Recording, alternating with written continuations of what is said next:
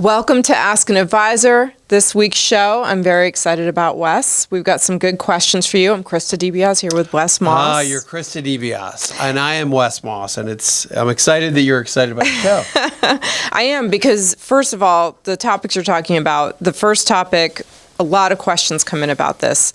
International stocks versus domestic stocks. Is it time for us to load up on international stocks? You're going to answer that question for us. And then you're going to answer some of the questions that came in from the listeners and viewers of this podcast. And you're also going to talk about the one retirement number that still matters this year. And I don't know what that is. So I'm excited to hear about that. It's a rule of thumb ratio that is super important. Okay, awesome. Oh, so it's my turn. Okay, it's your turn. So this is prompted by most of this is prompted by just real life questions and real life concerns that I hear about, whether I'm watching the financial media or getting feedback because of all the questions we get, the awesome questions we get here that you all send in. And Curious Krista wants to know this too. I really do. Curious Krista, good. And I love that you're starting to use that a little bit, because the questions are just, they are always making us think here on the show. So I love it. And we appreciate them, and we appreciate you listening. And this comes from not a direct question, but I can start to feel as tides are changing by the mentions of certain things that are happening in the news. And one recently is the mention of international. And part of the reason I am getting more and more questions about that, and really when someone asks about, hey, how much should I have in international? I'd like to figure that out. They're really asking, shouldn't I have more international? Mm-hmm. And the reason is because over the past year, international stocks have done really, really well.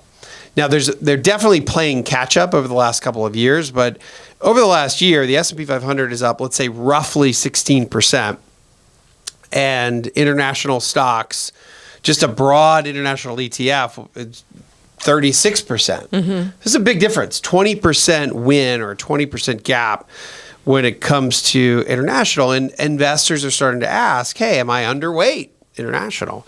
Should I be shifting more to overseas? Is this the start of a new global investment regime? So it's certainly an important question to ask, because if you think about it, inside your 401k plan, you think about the choices. You've got U.S., large cap, and small and mid. And then you've got international. And usually you may have international options that are large, small, growth value, but a lot of 401k plans are just an international index. Mm-hmm. So it's one of a few important choices.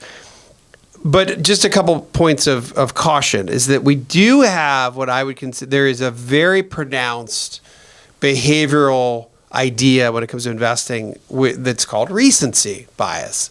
It kind of says what it means, which is we think very quickly what has just done well, or pretty recently, is just going to continue to do well. We're great. We humans are so good at extrapolating. Mm-hmm. We are the best extrapolators. If something's going up by 2 per year, we think it's going to go up by 2 for every year. If something's outperforming by 20% a year, our brains are saying, well, isn't it going to continue? Of course it's going to continue. And so I think that I want to make sure people don't get overly excited about international because of the recency of the rates of return. Leadership and reversion to the mean happens in markets, and it's one of the few immutable rules around markets, is that when you have one place that's led for too long, you have another place that starts to catch up. This last year is probably a good example of that. Small cap U.S. stocks have done really well this year and have played catch up to large cap, which has been winning for a lot of years. It's somewhat of a reversion to the mean. International stocks have done well relative to U.S., but U.S. has kind of crushed international stocks over the past 3 years and 5 years. So there's just some catch-up happening here. And this goes back to why asset allocation is important. We don't know when that leadership necessarily turns. But if you look back over the course of economic and market history, if an asset class has averaged 10% a year, but it's only averaged 4% a year for the last few, usually it's due for a catch-up. We just don't know when the catch-up typically rotates. We're seeing it now, though. Then there's the worry and this is the other fear that pushes these questions about international. Hey, do I need international? Not just because of the rate of return, but because of a story like this. Cover of Barron's story fairly recently. The reign of the dollar is coming to an end. What's that tell you? That tells you that, well, maybe I shouldn't just be in the U.S. If our own very dollar its reign has come to an end, do I want to be in the U.S. dollar? So then there's some fear pushing us towards international. Now, I do think that we have seen the gist of this story is that central banks, so think about the Federal Reserve here in the U.S., but in other countries, the European Central Bank, the Bank of Japan, Swiss National Bank, et cetera, they have a huge amount of dollar reserves, U.S. dollars, mostly in treasuries. There's this thought that they've been dumping U.S. treasuries to buy gold. That's not true. They have just been adding less, and the article used this. They kind of intimated U.S. central banks have kind of been quietly quitting U.S. dollar. So they're not just throwing it out and getting rid of it. It's just they're not adding. They're letting bonds mature, and they're not buying as many treasuries. So they're reducing their dollar reserves at least a little bit. And the U.S. dollar is down relative to the other 6 major currencies by about 8% over the past 12 months. So there has been a shift. But it's not as though there's some global panic or collapse and every bank is getting out of the U.S. dollar for other currencies. Because the U.S. dollar is still, and this is what I think a really important way to think about the dollar relative to every other currency. Are we going to ever lose our reserve status for the dollar? Think of just the economic machine that is the global economy. It's hard to even know exactly what the number is. Let's call it $100 trillion. It's just gargantuan. The U.S. dollar and other dollar-pegged currencies are about 60% of all global commerce. So if you look at all the transactions, money, almost everything in the United States obviously is U.S. dollar, and we're a giant part of the global economy. International payments from country to country, countries buying oil from other countries. 60% of global transactions in a year are dollar. Then you've got the euro, which is roughly 15%. Then you've got the Chinese yuan at about 5%. And then you have the Japanese yen at 3%. And the British pound at 3%, and then everything else is in the low single digits. And by the way, someone asked me the other day about Bitcoin and digital currency.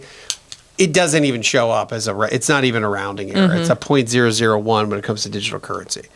So imagine how entrenched and large that system is that has been using the dollar. And by the way, I remember it's been 15 years ago, I did a radio story about this, and those numbers are almost exactly where they were 15 years ago. Oh, wow. I remember thinking, wow, 60, it's just hard to unseat the dollar. Right. And I've been looking at this over the last month. I remember, well, it's really the same as I did a story on this 15 years ago. So I'm not worried about the U.S. dollar losing its reserve currency. Should you load up on international? I think that it should be part of a well-diversified asset allocation. Also remember that, and this is one of the reasons I've been biased towards U.S. stocks, is that 40% of the revenue generated from S&P 500 companies is from overseas. And you have big companies like, as an example, McDonald's, 60% of their revenue is from outside of the United States. Wow.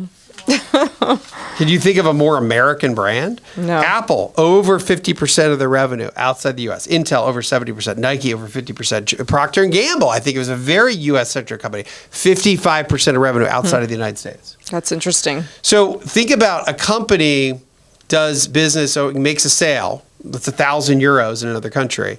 And then the U.S. dollar weakens and that currency strengthens. When it gets converted back to the United States, what happens? You get more dollars. So there is a hedge to some extent against a declining dollar by owning global or multinational companies. So before you ditch your U.S. stocks to try to have a larger portion in or non-U.S. domiciled companies, take a look and just see what you own. If you own a bunch of large multinational companies, you're already getting at least a partial hedge against a weakening dollar because of global companies doing business all over the world. Okay, let's take some of the questions that came in for you, Wes. This one's from Gary in Nevada. He says, I've heard you say that FOMO Freddy will actually trail the market by piling into the prior year's hottest sector or strategy. My question is, have you ever looked at Glad I Missed Out Gladys? That is, someone who piles into last year's losing sector or strategy. It seems like at a lesser level, that is what I'm doing when I rebalance my portfolio. How cool is that? I love... That was from who? That was from Gary in Nevada. Gary, nice call, Gary. On Glad I Missed Out Gladys. Mm-hmm. And that's pretty cool. I love that. Mm-hmm. He's taking this to a whole nother level. And why not? I think it's awesome. And yeah, I hadn't really thought about that, but that's what's happening when you're rebalancing. Mm-hmm. And if you're almost, anytime you rebalance, what are you really doing? You're selling the asset class that did the best, and you're buying the asset class that did the worst, mm-hmm. or did, let's say, less well over time.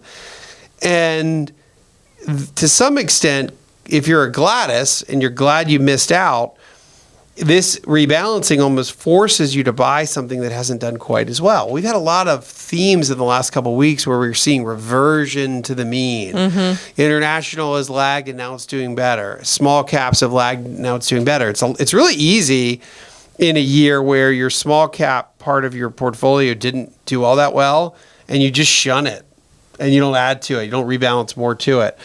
So that the idea here, Gary, is that rebalancing automatically makes you kind of a Glad I Missed Out Gladys, because then I can now buy more of something that did a little less well than something else, or it did poorly, but I still want to own it and I want to add to that because we may have a reversion to the mean. And that is the whole point of rebalancing. Rebalancing, think of it in an extreme case. You start retirement at 70% in stocks. You never rebalance. Well, let's say you're 7 years before retirement, and you really are comfortable only owning about 70% in stocks. And then 7 years later, you retire. And now your portfolio is 90% in stocks, and you've quietly gotten more and more comfortable with that. It's like you've been a frog boiling in the water.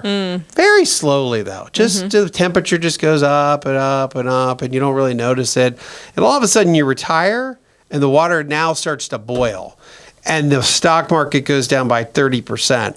And you're not 70 anymore, and you don't have a hedge of 30% in safety assets. Almost everything's in stocks. So now you've been hit by sequence of return risk.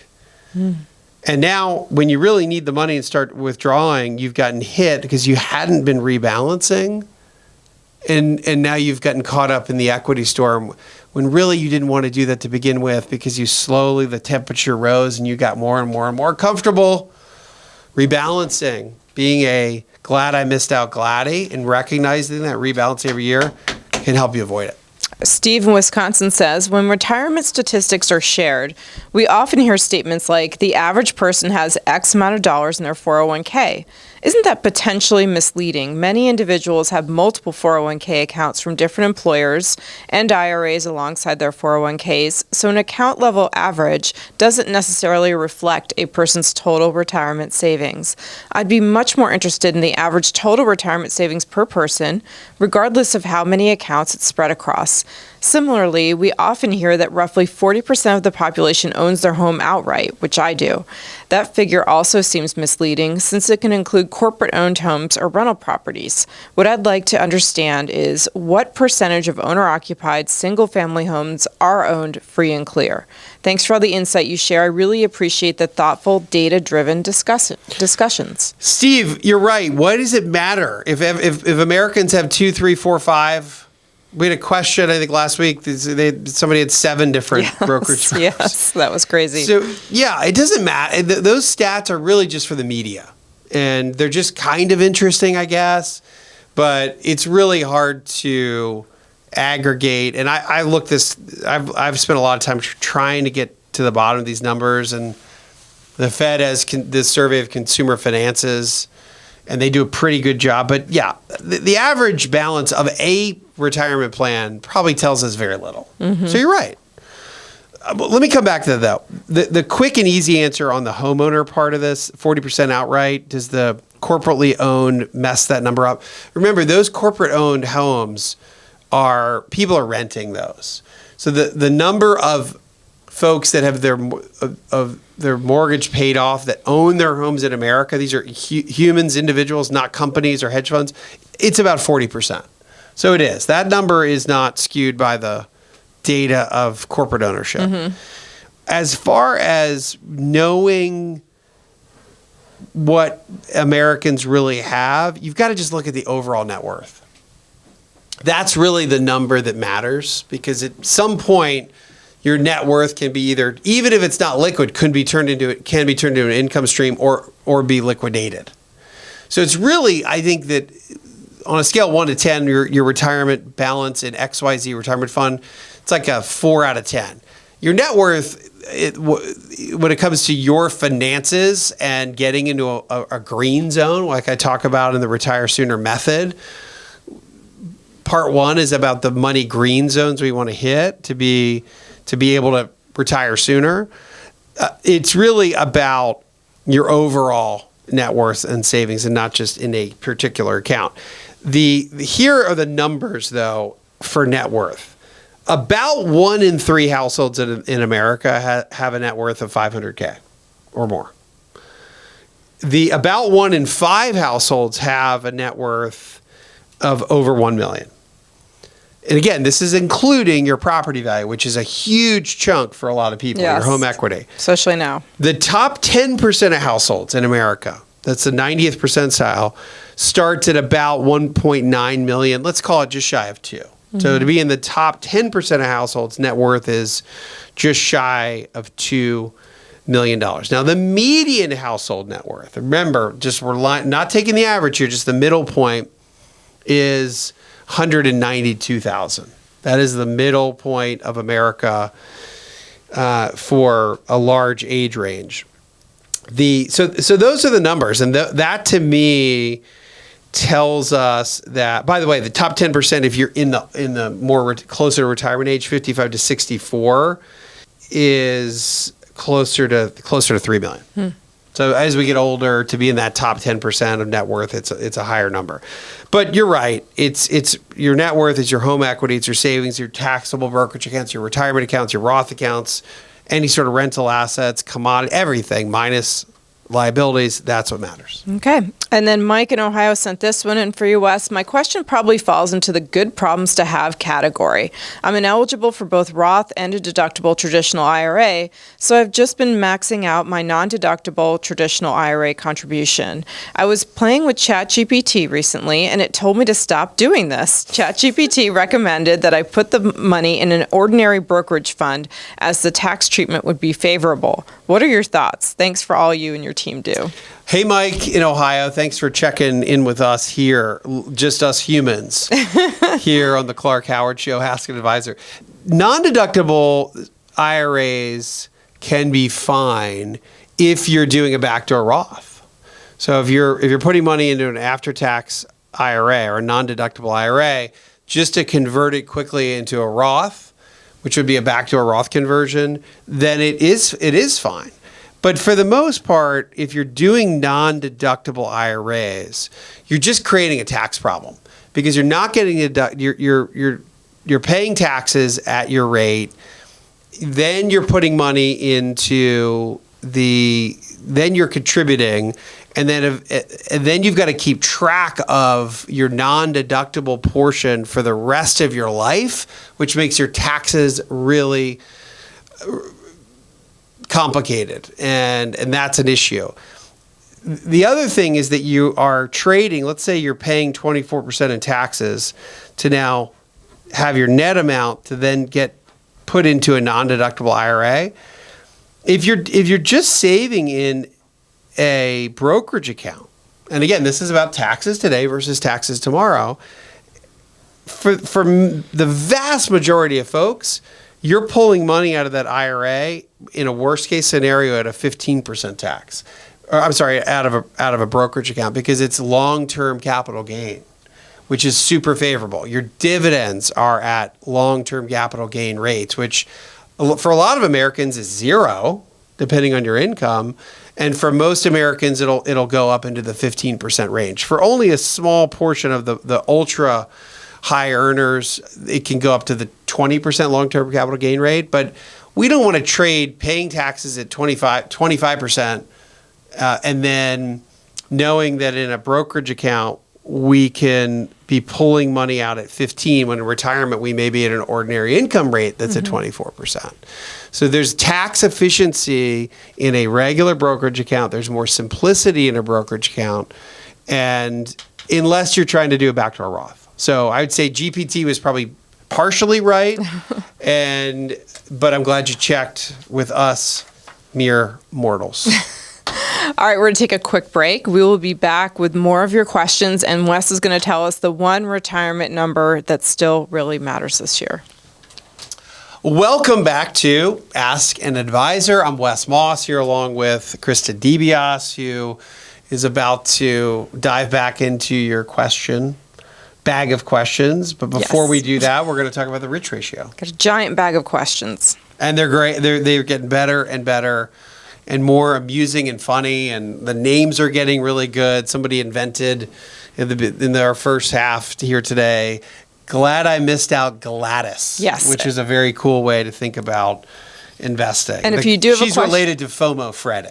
If you do have a question, you can send it in at clark.com/ask and just let us know if it's for Wes or for Clark. But they're not related to Late Start Larry and Late Start Lisa. That's a totally different family. Curious Krista. Curious Krista is a really good one.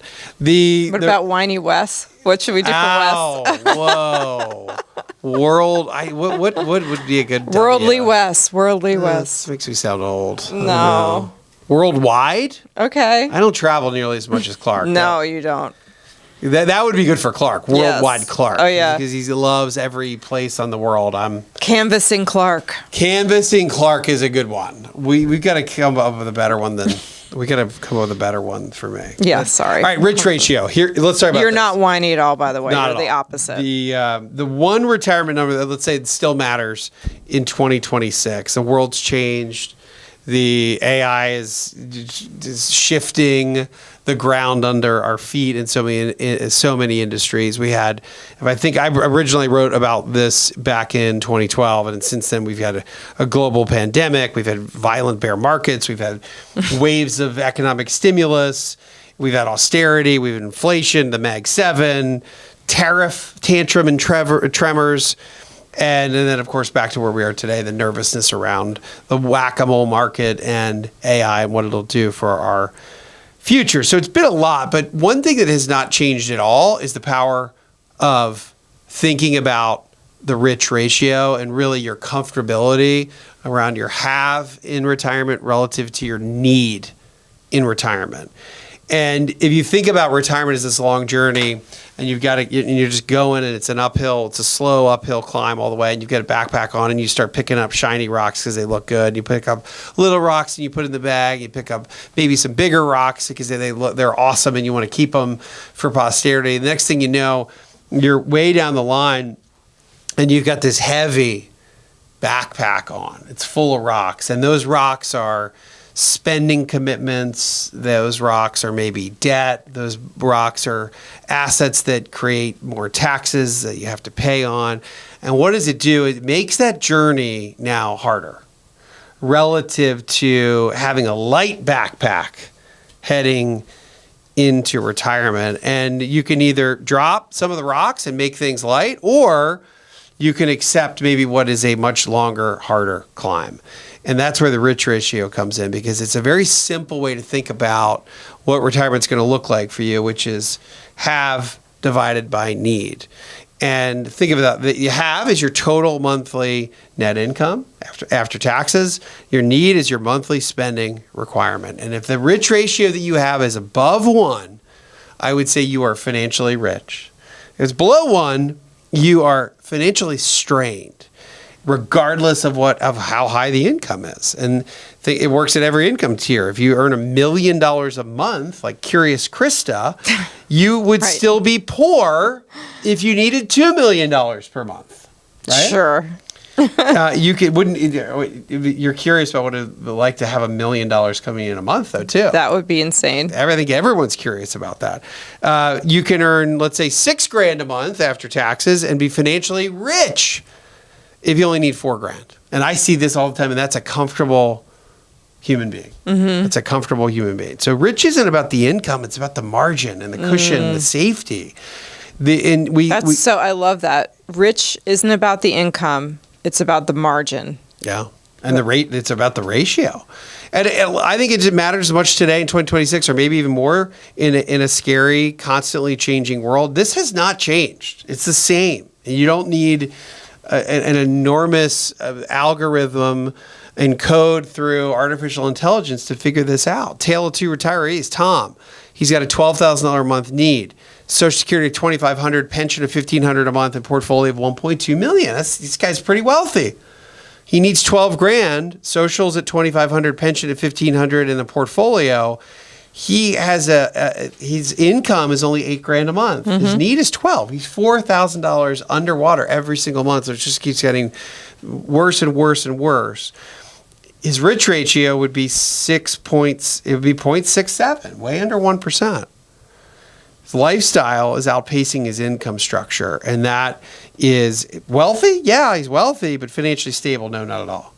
Susan, on the other hand, in 2026, is more intentional, less rocks in her backpack, monthly need of $4,000. Now, you may say in America, $4,000, what? I did that. Who could?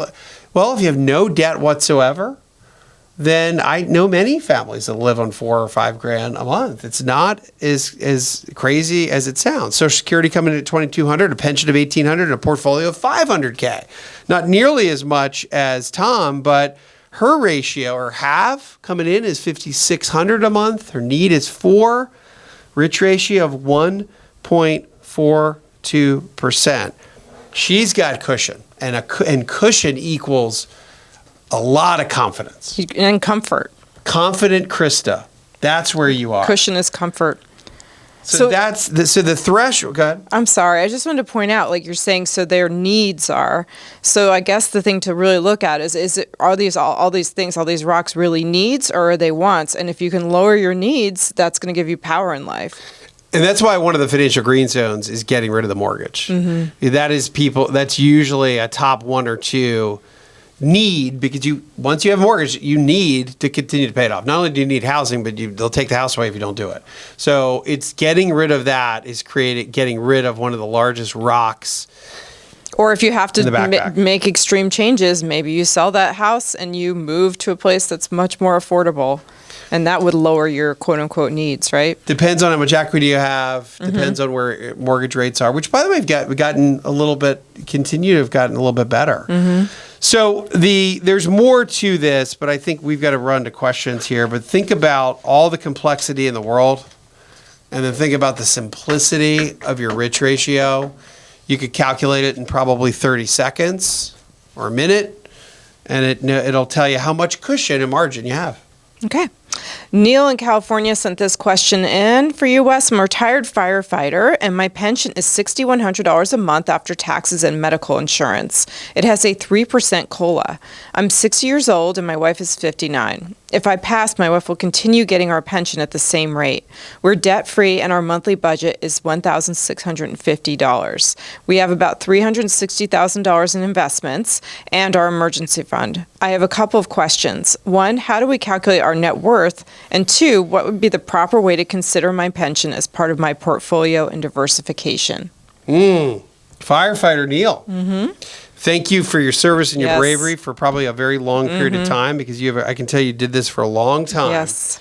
Because you've got a very serious pension, and that's a JTWRS pension. What's that?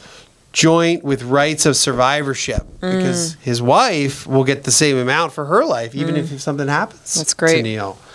So and a 3% COLA, and very likely, if Neal worked outside of being a fighter at some point, or his wife did, because of the new changes and getting rid of the WEP, the windfall elimination provision, and the government pension offset, he may be able to get some decent Social Security too. But I don't know if he even needs it, because $6,100 a month. So first of all, the simple answer to your net worth question is just assets minus liabilities. That's it. It's really, if your investments are 360 and your home equity is 360, your net worth is 720. What is missed, though, and this is a big variable for you guys, Neal, is the income. Now, your income stream doesn't technically count as net worth, but for you, it should count as your net worth because it's tremendous. And think of it this way, and you do need to calculate the size of it if it were an asset so that you can better figure out your overall asset allocation. And the way to do that is essentially you're choosing a rate of return that you would need to get in order to get $6,100 a month from a bond. So let's just pick 5%. So $6,100 a month times 12 is $73,200 a year. That's what you're getting in income guaranteed for life, and it goes up by inflation. Divided by 5%, it would take you $1.46 million in a bond account to generate that $73,000 forever. And actually, he said that's after taxes and expenses, right? So we're even undercounting that a little bit. So really, you already have about $1.5 million worth of what I would consider fixed income. So now I would say you've got your other $360,000. So you really have about 1.8. Think of it as $1.86 million to consider $1.8 million to consider of your overall investment pie. So even if you had all $360K in stocks, because you have such a large portion in what I would consider more of a fixed asset, you would only have about 20% in stocks if that whole 360 was in equities, because the other 80% of your investment pie is really that fixed account or stable income. That's how I would look at this. So you could calculate, it would take a net worth of, call it $2 million to be in the position that you're in today. So think about by the way, one thing we just casually skipped over is Neal's rich ratio. It's through the roof. Yes, it is. Because he has $6,100 a month and he only needs $1,650 a month. Right. Means everything's paid for. That's awesome. So he's got a rich ratio of like 3.5 or 4. It's awesome. Okay, Christopher in Oregon says, my wife and I started using a side hustle to save for a vacation house starting in 2019. We've had the money set aside in a savings account that is now down to 3.39%. The fast increase in the price of vacation homes where we were looking, along with the changes in short-term rental laws there, has pretty much put it out of reach. Now we have over $100,000 saved, and our likelihood of purchasing that vacation home is very slim. We owe $80,000 in our current house at 3.65%. How much? I'm sorry, how much? $80,000. $80,000. At this point, do you think we should just pay off our current mortgage? Should we just tackle some of it? If the housing market dips where we want to buy, it might be back on the radar, but it seems unlikely. The side hustle isn't making as much, but our regular W-2 jobs are fine. I'm a federal worker with 12% going into my TSP, and we both have fully funded Roth IRAs. We have no other debt, about 3 months of savings, separate from the vacation home account, with a very low likelihood of any reduced income. I don't know the best way to utilize this extra money, and it seems like it's not doing enough in a savings account. Thanks for your valued opinion. Christopher in Oregon, so plan A was to buy the rental property, and you've saved a bunch of money to do it, and now the rental market is out of reach, and you don't want to do that. So now it's plan B. It's like, okay, what do I do with this money I've saved? So it's kind of a good problem to have, and then you have $80,000 left on the mortgage. My rule of thumb on getting rid of the mortgage is a third or less of your after-tax money, pay off the mortgage. Now, 80 divided by 100 is not a third. That it would take 80% of your 100 to do that. So it kind of violates the 1/3 mortgage payoff rule. But you also said you have 3 months worth of emergency savings. You've been funding at 12% the thrift savings plan for a long time. It sounds like you have other savings here, Christopher. It depends on your liquidity. If it's I'd love to see you just pay off the mortgage. You're not going to be displeased by doing that. The other thing here is I bet you have stable income, Christopher, because you're in thrift savings plan. So you're maybe it's a government employee. It is, and he said it's very unlikely that they'll have reduced income in the future. Okay, so you have a really federal steady income. Your income is more like a bond versus a stock, Christopher.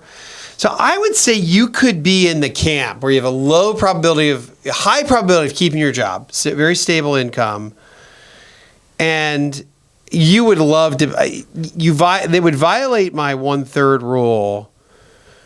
Probably, I don't know some of your other after-tax assets. If you have more after-tax assets, non-IRA money, then maybe it makes this even easier. But I guess I would lean towards getting rid of that mortgage. If you're in a position to do it now, worst case scenario, your home is totally paid off. And if you really had an emergency, how do you get to some money? You could always have a home equity line as a cushion. So, which you probably won't ever need. So I doubt you'll be upset if you pay it off. Use that money to pay off the mortgage. And then take that mortgage payment every month and put that somewhere. Put it right back in. All right. Timothy, also in Oregon, says, my 19-year-old daughter has already saved $3,000. She works most of her hours during college summer break, but she doesn't make money every month, so monthly contributions aren't possible. What would be the best investment with Vanguard for her? She already has a Vanguard account established. Timothy, in Oregon, when you're thinking about a young person that can be all equities, the big firms like a Vanguard or really any of the big brokerage firms, they all have ultra low cost S&P 500 funds, options, and then total stock market options. Both are fine. I have to assume this is a Roth IRA too, don't you think? Yeah, I think she's... Because of the income. I thought it was Roth, maybe not. Okay. But and it's fine that the income is lumpy. It's in a perfect world, we're putting a little bit of money in every single month, but it's still fine to contribute when you get it or when you have it. The consideration for somebody really young like that would just be: do you just do the S&P 500, or do you do a total stock market? Total stock market the S&P 500 is all 100% large cap. A total stock market fund, index fund, is going to be more like 80% ultra large cap, which means you have another 20% in small and mid. And I like that, particularly for somebody really young. So look at you've got, regardless of what brokerage firm you're with, you're going to have probably those two options. And I would lean more towards total stock market for somebody this young, even more so than the S&P 500, but I think you would be in good shape with either. Good for her for starting so young, awesome. too. Well, that's going to do it for us this week on Ask an Advisor. I hope you heard something that made a difference in your life, or you can share with someone else you know. We hope you have a great rest of your day, and we will be back with a new episode next week.